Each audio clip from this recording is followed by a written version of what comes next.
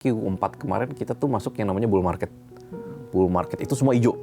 Beli apa aja mungkin cuan lah ya. Mungkin bahkan orang-orang sekitar kita yang nggak ngomongin saham pun ngomongin saham. Kadang kan ada aksi korporasi ya mungkin sebenarnya kecil nih. Kadang mungkin aksi korporasinya kecil tapi beritanya seakan-akan besar. Waduh sampai gimana banget. Nah ya itu mungkin hasilnya dampaknya sebenarnya nggak sebesar itu. Tapi kalau ada perusahaan kecil yang aksi korporasinya justru besar sekali, masif sekali. Nah ini peluang, biasa kayak gitu sih. Kalau ditanya paham sebenarnya di saham generally harus paham ya. Karena kan high risk ya. Saham itu technically high risk gitu kan. Bahkan beli blue chip pun technically high risk lah gitu. Di masa seperti ini menurut saya tetap paling aman buat teman-teman, buat saya juga yang ngomong ya. Tetap defensif, which is blue chip atau dividen menurut saya. Karena di luar gonjang-ganjingnya segala macam, dividen tetap dapat.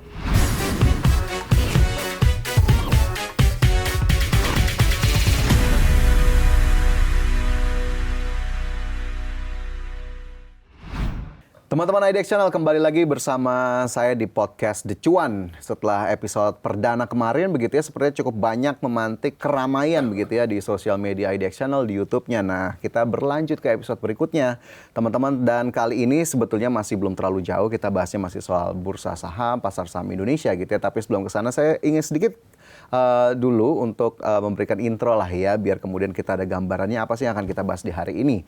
Tentunya kalau kita lihat dalam beberapa tahun terakhir, teman-teman, minat generasi muda terhadap investasi saham ini meningkat tajam. Kemudahan akses aplikasi trading, begitu ya, kemudian informasi-informasi yang beredar di media sosial, ataupun mungkin di sekitar kita yang cukup banyak membicarakan soal investasi, terutama saham ataupun pasar modal. Ini memicu minat investasi generasi muda untuk kemudian berinvestasi di pasar modal Indonesia. Tapi melihat kondisi sekarang ini begitu ya, kalau teman-teman mungkin mengikuti kemarin bursa saham ada gonjang-ganjingnya gitu ya, atau mungkin ada hal-hal tertentu yang kayaknya bikin teman-teman penasaran. Nah, kali ini akan kita bahas lebih lanjut. Dan kali ini saya nggak sendiri, tentunya di podcast The Cuan sudah hadir bersama kita di studio CEO Stockwise, Douglas Goh. Mas Douglas, terima kasih sudah hadir. Makasih udah diundang juga. Sehat ya Mas ya? Sehat. Ya, portonya kurang sehat. Portonya kurang sehat. Oke, tapi kita di tapping hari ini sebetulnya marketnya lagi hijau, jadi masih agak bisa senyum ya. Untung nih makanya bisa senyum nih. Kalau tappingnya kemarin pusing. Oke, kita lihat marketnya sekarang udah cukup hijau, tapi kemarin kita tahu begitu ya di 2025 IHSG-nya sempat tembus all time high di 9.000, tapi di awal tahun nih Mas Douglas, ada apa kalau kita bisa bilang isu atau sentimen yang kurang sedap begitu ya dari MSCI, kemudian trading halt sampai 2 hari berturut-turut bahkan turun ke bawah 8.000. Kalau kita berangkat dari situ dulu deh Mas Douglas, sebetulnya kemarin itu dalam tanda kutip kepanikan atau merahnya market kita itu memang murni efek MSCI atau market kitanya kalau kita bisa bilang memang cukup rapuh dari awal? Mungkin kalau ditanya gitu sebenarnya kombinasi sih dari keduanya sih. Nah, pertama mungkin kalau MSCI mungkin penonton The Cuan mungkin udah paham lah ya MSCI itu apa ya, indeks list ini gitu ya. Nah, problemnya adalah contoh soal MSCI ini gitu ya. Dari akhir tahun lalu kuartal 4 itu sebenarnya mungkin MSCI itu udah memberitakan sebenarnya ada beberapa kendala nih soal transparansi, soal free float dan lain-lain. Tapi sampai Januari ini belum ada perubahan. Nah, mungkin dari sisi kita, saya ngerti ya, mungkin ngerasanya ya paling nanti di warn lagi aja dah, paling gitu. Ternyata memang nggak ada yang nyangka bahwa ada sedikit ancaman. Kalau ini nggak ada perubahan, bisa turun peringkat dari emerging ke frontier ya. Itu yang bikin panik. Itu satu. Sisi keduanya soal rapuh ini juga tidak salah, karena Q4 kemarin kita tuh masuk yang namanya bull market. Bull market itu semua hijau. Beli apa aja mungkin cuan lah ya. Mungkin bahkan orang-orang sekitar kita yang nggak ngomongin saham pun ngomongin saham, pun beli saham. Nah, di saat seperti itu semua orang untung, semua orang jadi terlalu optimis. Jadinya kepedean, banyak yang margin, repo, trading limit. Nah, gara-gara berita MSCI tadi, pemicu pertama bikin crash, trading halt. Trading halt ini bikin banyak orang kena margin. Yang kena margin ini, sekuritas berhak untuk for sale. Ya kan, untuk cover kerugiannya. Masalahnya sampai ARB. Nggak ke for sale dong, besok dijual lagi, besok dijual. Nah, ini yang bikin merah berturut-turut sih. Jadi kombinasi sih sebenarnya, kombinasi keduanya. Bad timing lah. Gitu. Tapi kira-kira kalau ngelihat dari itu, sebetulnya MSCI sendiri yang memang akhirnya ngasih alert ke kita, atau bahkan tadi mengancam sedikit gitu ya, itu sebetulnya wake up call, atau memang kitanya sudah terlalu santai aja menanggapi itu dari terutama ya regulator kita lah. Mungkin saya ambil jawaban wake up call aja deh. Karena sebenarnya MSCI ini kan syaratnya sudah open ya. Dan kita bisa ngeliat negara-negara lain juga biasanya bursanya, regulatornya, pemerintahnya justru kayak, oh dia perlu apa? Ayo kita sesuaikan. Kenapa? Karena dapat dana asing besar masuk. gitu ya. Sebenarnya kan kita tinggal menyesuaikan aja. Oh dia ada syarat ini, dia ada peraturan ini, kita ikutin. Kenapa? Biar dapat dana asing besar masuk. Gitu. Ya cuman memang sayangnya ternyata sampai sekarang menurut mereka kita masih kurang transparan, kurang free float, kurang lain-lain. Ya kena lah warning ini gitu. Tapi ya, tetap setuju nggak Mas Douglas dengan penilaian mereka kita kurang ini kurang itu di sana? Secara syaratnya karena mereka yang buat indeksnya, ya syaratnya memang Karena sesuai memang mereka. dari iya. mereka ya Jadi requirements-nya. apa ya win-win gitu. Oh dana gue besar nih kata MSCI. Lu mau dana gue, ya harus ikutin syarat gue. Lu nggak mau ikutin syarat gue, nggak apa-apa. Tapi dana gue nggak masuk. Ya udah tinggal pilih aja gitu. Tapi tentunya kita negara yang masih berkembang nih, kita sebenarnya mau dong dana puluhan ratusan triliun ini masuk dong. Ya menurut saya sih harusnya kita agak ngikutin gitu. Kecuali syarat dari dia nggak masuk akal, ya kita jangan ikutin.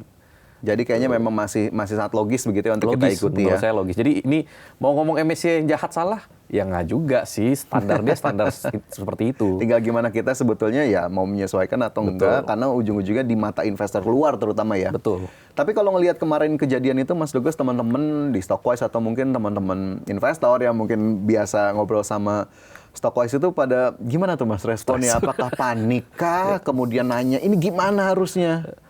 Stres sih ya semuanya. Yang pasti gini, yang pasti itu hari itu 28 Januari pagi nggak ada yang expect satu orang pun bahwa akan keluar surat itu. Mungkin expect surat hanya warning itu iya, tapi nggak ada yang expect di surat itu ada tulisan worst case akan diturunkan pangkat ke frontier marketnya itu.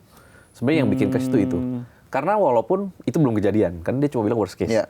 Tapi kan orang udah mikirnya, waduh, Ya, ini worst bisa case turun itu nih. terjadi begitu iya, ya. langsung ambruk semua jualan, semua panik itu sih. Terus kalau teman-teman bilang saham yang mereka pegang nih ada spesifiknya Konglo kah akhirnya yang pada ambruk atau gimana? Karena mungkin MSCI kan memang udah kelihatan ya saham-saham memang sudah ada di MSCI sebelumnya. Betul. Ya kebanyakan sih yang margin full repo dan lain-lain itu semua di saham Konglo sih. Makanya kena semua tuh. Jadi, tapi jujur banyak yang kena margin call sih. Jadinya di situasi ini. Banyak yang dari untung jadi rugi. Atau banyak yang udah untung banyak banget malah hampir habis untungnya gitu.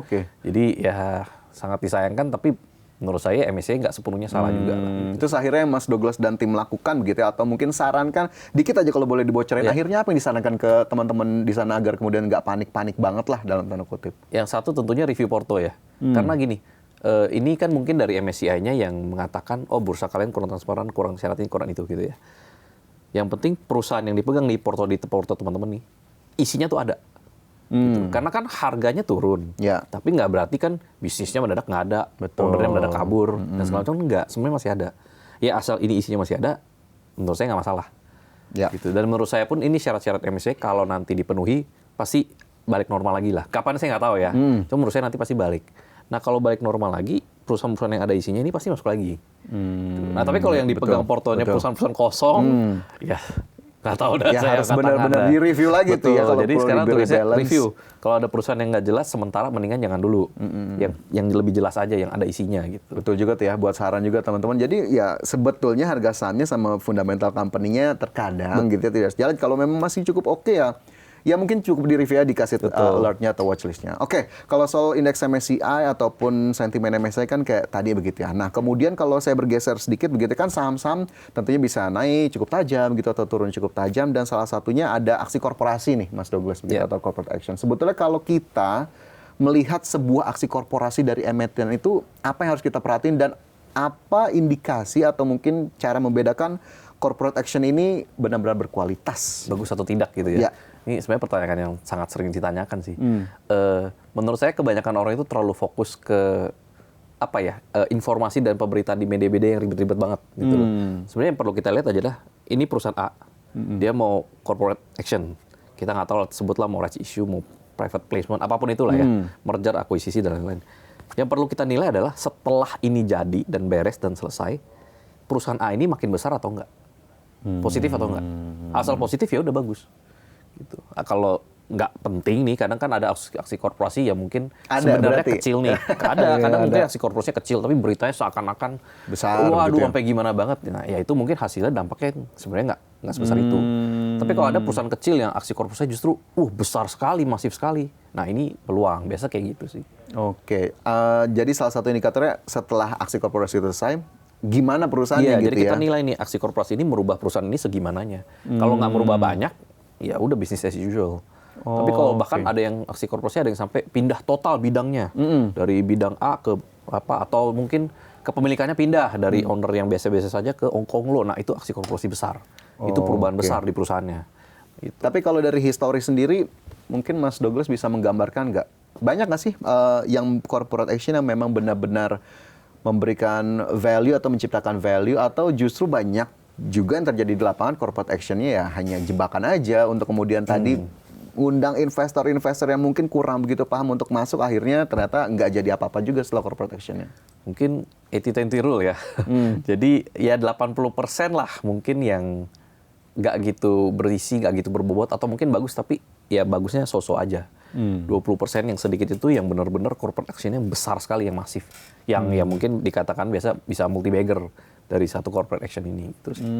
Oke. Kalau dari tahun 2026 sendiri, ada nggak sih Mas corporate action yang memang ditunggu-tunggu, atau mungkin kalau kita tarik salah satunya IPO kah atau akuisisi kah, yang memang sudah dipandang kayaknya 2026 menarik juga nih kalau ada corporate action semacam Jujur 2026 ini karena awal bulan pertama ini jadi banyak perubahan sih ya. Contohnya gini soalnya, di awal Januari mungkin semua orang masih hype-nya, fokusnya itu di bulan Februari Maret ini MSCI. Jadi fokusnya, oh ini bentar lagi ada nih emiten yang bahkan mereka berani ngomong pasti masuk MSCI gitu ya. Nah jadi semua orang fokusnya ke sana. Yang corporate action malah agak diterlantarkan gitu ya. Tapi sebenarnya kalau diperhatikan Desember Januari kemarin ada beberapa corporate action besar, triliunan nominalnya, dan sahamnya harganya juga lumayan naik gitu ya. Tapi kalau ditanya tahun ini, menurut saya tahun ini bakal banyak. Kenapa? Balik lagi kebutuhan MSCI tadi. Mau gedein free float. Bursa kita juga bilang free float minimum mau dinaikin 15%. Ini bikin emiten-emiten yang free floatnya di bawah 15% harus corporate action jadinya. Jadi mungkin tadinya tahun ini rencana nggak banyak, malah jadi bakal banyak nih gara-gara perubahan MSCI ini nih. Oke, jadi sebetulnya bisa menjadi hal yang menarik juga bisa untuk jadi kita lihat peluang. begitu ya. Betul. Ini hanya triggers ya MSCI Index ini sendiri, kemudian kita lihat nanti ke depannya seperti apa. Terus kalau corporate action macam backdoor listing gitu, Mas Douglas, ini masih cukup menarik nggak, atau kita harus benar-benar paham juga untuk masuk ke emiten-emiten yang memang awalnya dari backdoor listing ini? Harus sih, kalau ditanya paham sebenarnya di saham generally harus paham ya, karena kan high risk ya. Saham itu technically high risk gitu kan, bahkan beli blue chip pun technically high risk lah gitu. Tapi kalau ngomong backdoor listing ini specifically menurut saya very very high risk. Kenapa? Karena backdoor listing itu kan dia bukan hanya akuisisi. Kalau akuisisi kan misalnya perusahaan A akuisisi perusahaan B, ya udah B jadi anak yang selesai. Tapi kalau backdoor listing kan si A beli B nih, tapi B-nya dikosongin dulu, diperes dulu, dibuang isinya, diisi asetnya A yang lain. Jadinya si B ini bukan perusahaan yang lama lagi, jadi sesuatu sudah yang berbeda lagi, benar-benar tapi baru. sudah tercatat di Betul. bursa. Nah, yang kebanyakan orang miss adalah ini. Mereka menganggapnya semua akuisisi itu backdoor listing. Salah. Mereka menganggapnya semua backdoor listing pasti gede. Nggak tentu. Tergantung A-nya seberapa besar. Nah, yang dinilai mungkin dari situ. Jadi kalau mungkin ditanya ya, untung terbesar 4-5 tahun lalu memang backdoor listing. Tapi mungkin dalam 1 tahun dari begitu banyak backdoor listing, yang benar-benar untung besar paling 1 atau 2. Nggak semuanya untung. Namanya ya sebutlah A, B, P gitu. Cuman sekarang ya, terutama ya tahun lalu ya 2025 ya, saya perhatikan tuh banyak sekali backdoor listing palsu. Backdoor listing palsu? Iya, dalam arti ya itu mereka memanfaatkan, oh ini ada berita backdoor listing, mau diakuisisi sama, sebutlah semua nama-nama yang besar dan hebat. Itu bikin retail-retail yang males baca, beli. Begitu beli ya jualan ownernya gitu. Jadi ya makanya harus ekstra hati-hati sih. Ekstra hati-hati, high risk begitu ya, memang harus paham, dilihat lagi bagaimana kemudian proses dari backdoor listing itu sendiri ya, nggak cuma sekedar akuisisi. Menarik, mungkin kita akan kedatangan banyak ataupun beberapa emiten yang akan backdoor listing, kita nggak tahu ya di tahun ini, tapi itu jadi setiap tahun ada sih panduan. Ada ya, karena memang ini menjadi salah satu yang kalau kita bilang relatif lebih murah daripada dia berusaha IPO sendiri. Nah, kemudian kalau lihat murah mungkin enggak ya, malah lebih mahal, tapi lebih cepat. Lebih efektif, efisien lah ya ibaratnya. Efisien, betul. Oke, kalau backdoor listing, kemudian kita lihat marketnya juga kemarin sempat merah, sekarang ya agak-agak hijau dikit lah ya di kita tapping itu ya. Tapi kalau kita lihat salah satu idiom begitu ya, atau ada quote gitu ya dari yang kita tahu, buy when there's blood in the streets. Nah, apakah kemudian kalau kita lihat momentum saat ini juga momentum yang tepat untuk kita beli saham, atau justru risikonya masih akan turun lagi, yang cukup tinggi lah risikonya? Mungkin kalau ini tergantung risk profile masing-masing ya. Kalau yang trader mungkin boleh cari momentum, tapi menurut saya kalau investor, karena saya main juga jangka panjang ya, there's blood on the street, yes, tapi kayaknya belum kering. Gitu. Dalam arti kayaknya, karena kan pemicu utama tadi si MSCI. Menurut saya sampai sekarang kan belum ada keputusan MSCI bahwa oke, all good, masuk lagi, belum ada. Nah, selama itu belum ada, kita belum akan balik ke pre-announcement inilah, balik ke seperti kemarin momentumnya. Yang lagi optimisnya ya. Jadi sekarang masih kebanyakan wait and see, yang aman-aman aja, maka mungkin blue chips naik, saham-saham dividen naik gitu. Tapi yang lain-lain masih ketahan-tahan lah. Mungkin bahkan rata-rata emiten yang dipegang teman-teman semua mungkin minus 40-50% kan ya mungkin ya dari awal tahunnya.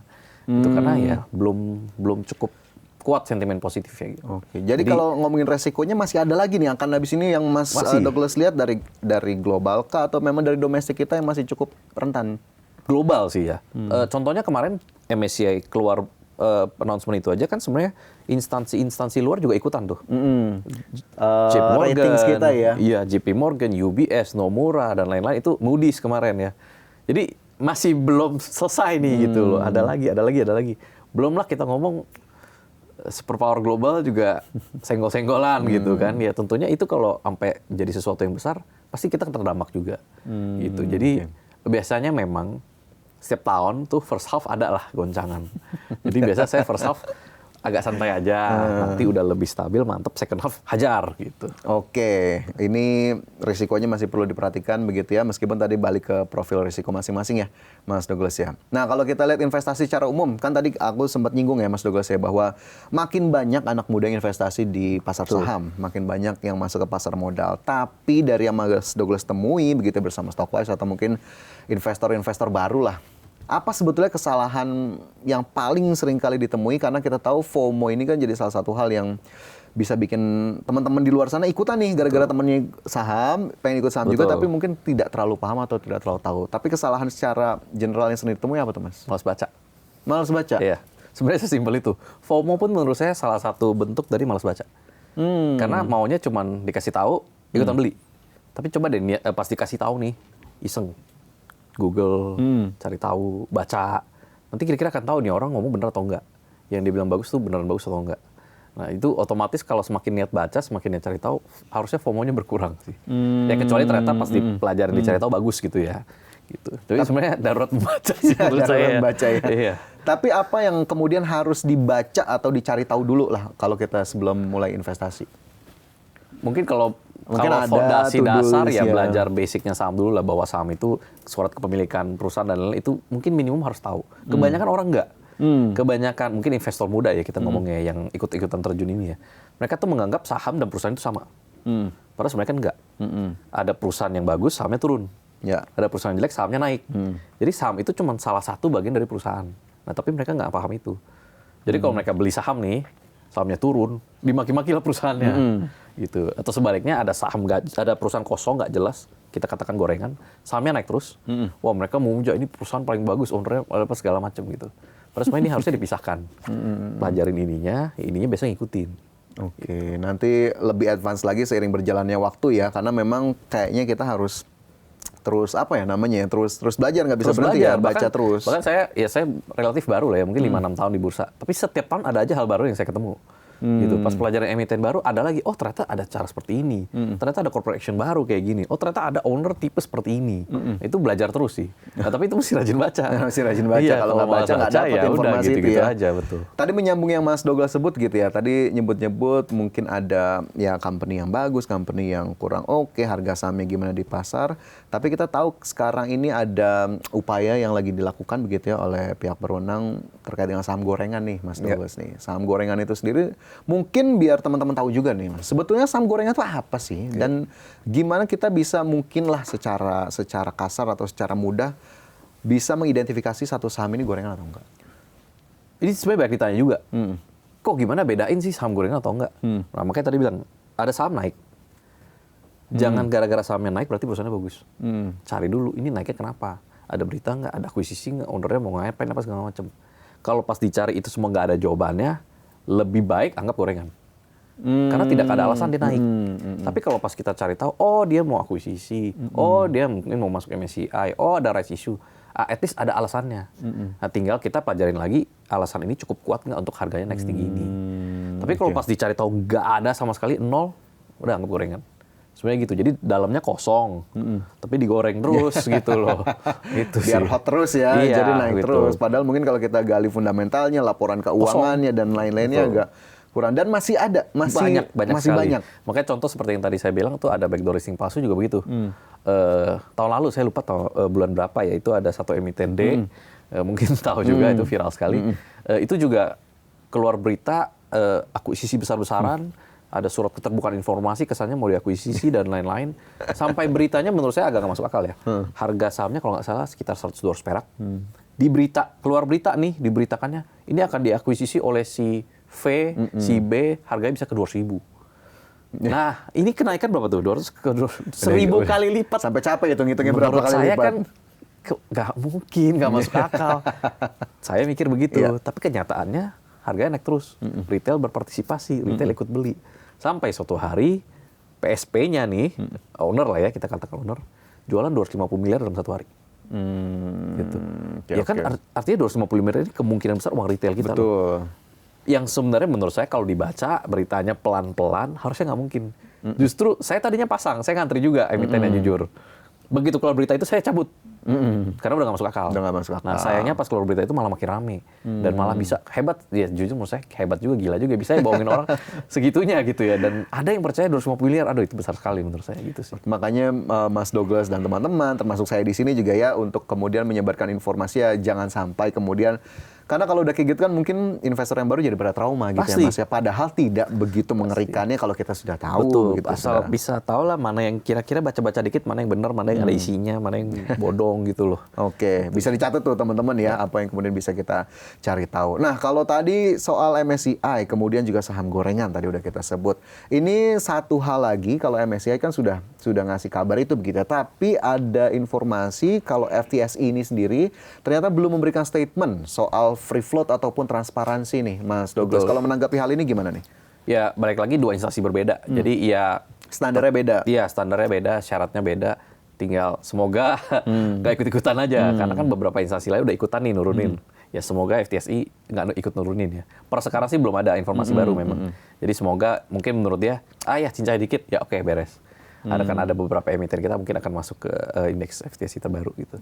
Jangan sampai lah, semoga ya. Atau kecuali kita bisa perbaiki dengan MSCI sebelum keluar update dari FTSI, itu lebih baik lagi. Kalau gitu. mereka just in case nadanya atau tone-nya mirip-mirip lah sama MSCI kemarin, itu akan gimana kita? Ya, sentimen Market negatif lagi, mungkin akan ada penurunan lagi, penjualan lagi, dan lain-lain sih. Sebenarnya tapi yang orang sekarang paling takutan nomor satu tetap itu, kita turun ke frontier market. Itu mungkin outflow bisa sampai 130 triliun. Itu akan semasif itu ya Mas ya, kalau kita beneran kalau turun ke pangkat frontier. ya bisa. Dan itu baru hanya yang dihitung, itu baru dari yang fund-fund keluar, ETF yang keluar. Tapi kan kalau itu keluar pasti fund lokal juga keluar. Pasti kita investor retail juga keluar. Makin besar lagi harusnya gitu. Jadi semoga enggak ya. Walaupun menurut saya pribadi secara ekonomi, secara negara, secara size, liquidity, memang kita levelnya di emerging market. Jadi ini problemnya bukan di sana. Problemnya hanya transparansi dan syarat-syarat lain itu.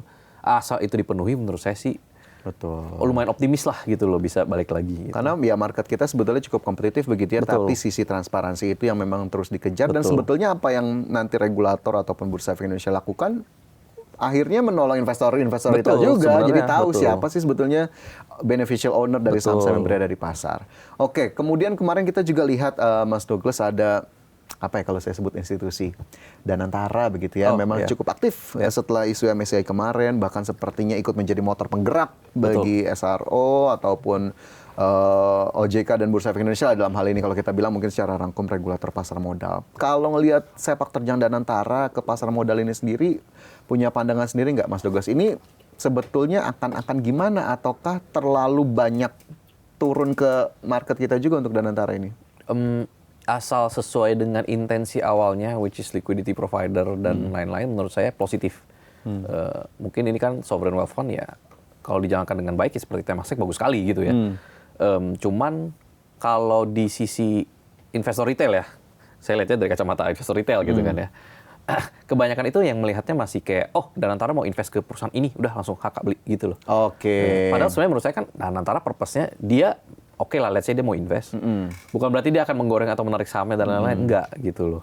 Nah jadi ini yang mungkin masih banyak dari investor retail yang salah lah nangkepnya gitu, melihatnya apapun yang Danantara pegang itu potensi naik.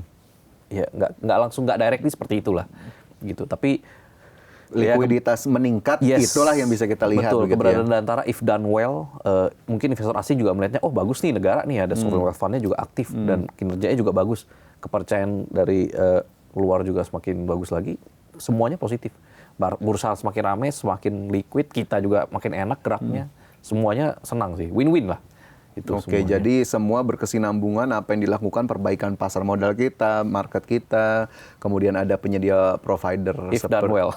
If done well. If done well. Done well itu harus di bold ya. Betul. Agar kemudian bisa jadi apa yang kita lihat nanti ke depannya. Nah, kalau untuk investor pemula sendiri, balik lagi ke investor pemula, baru masuk atau mungkin yang memang sekarang masih Mas lagi nge-review atau mau nge-rebalance portfolionya di tahun ini atau dalam waktu dekat, ada nggak sih sektor-sektor yang sangat bisa dimasuki atau mungkin untuk memulai di sektor mana dulu atau mungkin kita bisa ngelihat indexing kemana dulu atau ngelihat kemana dulu tuh? Kalau ditanya di masa seperti ini, menurut saya tetap paling aman buat teman-teman, buat saya juga yang ngomong ya, tetap defensif, which is blue chip atau dividen menurut saya. Karena di luar gonjang-ganjingnya segala macam, dividen tetap dapat. Gitu. Atau blue chip itu setiap crash, rebound pertama dipicu dari blue chip. Dan kita bisa lihat kemarin ini outflow gede-gedean, tapi banks kita lumayan ketahan harganya, bahkan udah mantul gitu ya. Jadi kalau di masa-masa sekarang, apalagi yang awam menurut saya, lu rasain dulu deh ke blue chip atau ke dividen. Jangan yang MSCI play dulu, tunggu suratnya gitu. Yang corporate action boleh, cuman kalau kita pikir logis, di saat tidak pasti seperti ini, sangat mungkin sekali corporate action itu mundur. Mungkin sekali gitu. Jadi mending ya kecuali tunggu lebih pasti lah, udah keluar jadwal, boleh mau masuk. Tapi kalau yang baru ngomong, perusahaan yang baru ngomong, oh kayaknya kita mau rencana A dan B dan C, tunggu dulu deh, tunggu lebih pasti gitu sih sekarang. Oke, lebih sabar ya sekarang. Blue chip, sabar, nanti mungkin di next levelnya baru coba gitu ya. Betul. Tapi untuk ngebangun sense, mungkin ya kalau kita bicara profil yang memang dia berani begitu ya, bukan yang moderate ataupun mungkin yang low risk, itu ngebangun sense-nya gimana sih Mas Douglas untuk kemudian bisa, oke, ke sini lagi, ke saham ini lagi, ke sektor ini lagi? Saya selalu bilang harus terjun, walaupun banyak orang salah kaprah terjunnya, nanti tunggu modalnya udah gede, kumpulin modal dulu. Saya selalu bilang, masuk dulu aja, duit kecil nggak apa-apa. Tapi nanti pas ngeliat sendiri nih, duit kecilnya berkembang, jadi makin gede. Katakanlah 1 juta jadi 10 juta. Otaknya mikir sendiri, oh tahu gitu masuk 10 jadi 100, 100 jadi 1 M. Nah itu nanti akan belajar sendiri. Jadi lewatin proses sendiri gitu. Kebetulan kemarin habis di acara saya juga ngomong ya, bersyukurlah. Nih, kemarin di acara ada 2 tipe orang. Ada yang belum ada portfolio sama sekali, masih kosong. Saya bilang bersyukur nggak kena crash. Ya kan? Ada satu lagi yang baru terjun udah kena crash. Saya bilang bersyukur juga. Kenapa? Duit kalian belum gede, kalian kena pelajaran mahal. Daripada nih kalian masuk, uangnya jadi gede banget, kena crash. Itu kena mentalnya lebih sakit lagi gitu. Jadi ya udah kita ambil positifnya aja lah. Oke, experience is the best teacher lah ya, betul. salah satu quote yang bisa kita ambil begitu. Jadi rasakan dulu, coba dulu, akhirnya nanti bisa ngebentuk sense-nya, mentalnya juga jadi lebih kuat gitu ya. Pasti. Karena saya juga sekarang kalau ditanya apa saya bisa jawab juga, kan saya ngelewatin selama ini gitu. Kalau let's say saya baru mulai minggu lalu, ya saya nggak bisa jawab. Gitu.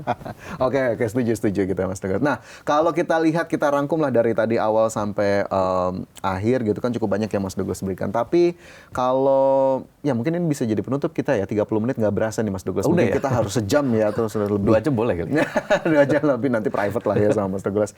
Ada nggak quote atau kata-kata yang menginspirasi untuk teman-teman di luar sana, baik yang Mas Douglas selalu pegang atau secara prinsipil, atau mungkin yang bisa memicu semangat atau optimisme teman-teman di luar sana?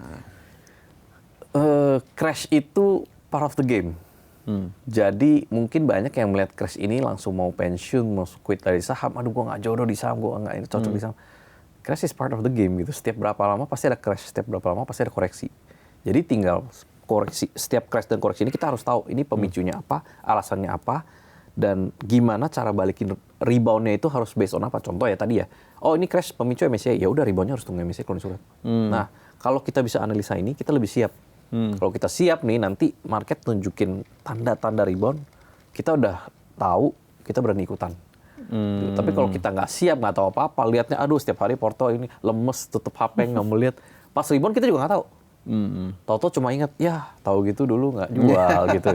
Itu sih. Oke, itu jadi inspirasi kita gitu. Tapi kalau salah satu lagi lah ya, Mas Douglas, kalau kita ngomongin sosok tokoh, kadang kan mungkin saya dan teman-teman di luar sana pengen investasi melihat sosok seperti Mas Douglas, atau mungkin teman-teman di luar sana yang sepertinya meng-encourage kita untuk berani berinvestasi. Tapi kalau Mas Douglas sendiri, ada nggak sosok inspiratif yang memang akhirnya membuat Mas Douglas terjun lebih dalam ke dunia investasi, terutama pasar saham atau pasar modal? Jujur saya pertama kali tahu soal saham itu Andre Hakim. Partner saya di Stockwatch juga ya. Jadi partner/mentor juga lah ya dia ya. Tapi karena saya emang orang yang rajin belajar, saya suka baca, itu suka cari tahu. Jadi sekarang semua teman-teman yang di bursa juga saya kenal, saya belajar, saya cari tahu lebih juga gitu. Sebutlah Michael Yo, David Noah dan lain-lain semua. Jadi menurut saya sih have as much role model as possible ya. Kalau banyak yang ini positifnya apa kita ambil, udah jadi kita paling lengkap gitu. Oh, jangan terlalu fokus satu karena kan nggak ada yang sempurna ya. Let's say kita ngomong Andri yes, tapi dia juga ada ruginya, ya kan? Dia juga kadang ada salah ngomong mungkin gitu. Ya udah ambil positifnya semua. Jadi kita ngelihat Lo Keng Hong pasti ada plus minusnya, Warren Buffett juga ada benernya, gitu. Tapi kalau kita contohnya enggak, saya mau fokus kayak Pak Lo Keng Hong persis contohnya ya. Pak Lo Keng Hong bisa hold emiten 6 tahun, 10 tahun, bisa nggak? Kan nggak tentu bisa. Iya, betul. Karena gitu. Kapasitas kita juga beda-beda ya. Tahu diri gitu. Oke, baik. Itu jadi kita juga akhirnya belajar dari banyak orang juga, kita ambil juga positifnya seperti apa. Mungkin yang itu bisa jadi semangat kita juga begitu ya, untuk terus berinvestasi dan juga optimis di pasar modal Indonesia. Baik Mas Douglas, sepertinya waktu kita terbatas sekali hari ini. Terima kasih banyak Mas Douglas sudah hadir. Sorry banget mengganggu di jadwal yang padat ya. Hari ini moodnya lumayan oke karena market, jadi nggak apa-apa. Oke, nanti next episode kalau memang ada waktu lagi kita bahas lagi lebih lanjut, lebih dalam. Mungkin sekarang masih kulit-kulitnya aja gitu ya. Tapi kita harapkan ini juga bisa membuka mata, memberikan inspirasi juga untuk teman-teman setia dari The Cuan, podcastnya IDX Channel. Oke, sampai sini aja teman-teman. Kita jumpa di episode berikutnya. Saya Fajar Wahyun, terima kasih, sampai jumpa. Mas Douglas, thank you. Thank you. Keren. Thank you. Boleh diminum dulu.